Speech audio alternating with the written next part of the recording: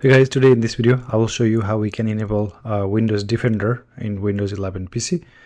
So there are like a few different ways to do that. So the first option is to find Windows Defender icon or Windows security icon in your taskbar.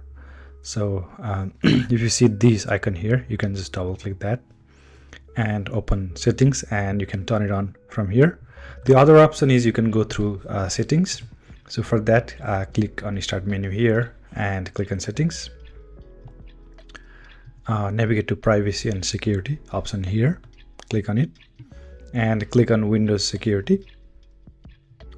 So you can see this option here, virus and threat protection, click on it. And under virus and threat protection settings, turn on, click on turn on, click on yes. Now this will enable Windows Defender or Windows Security on your computer.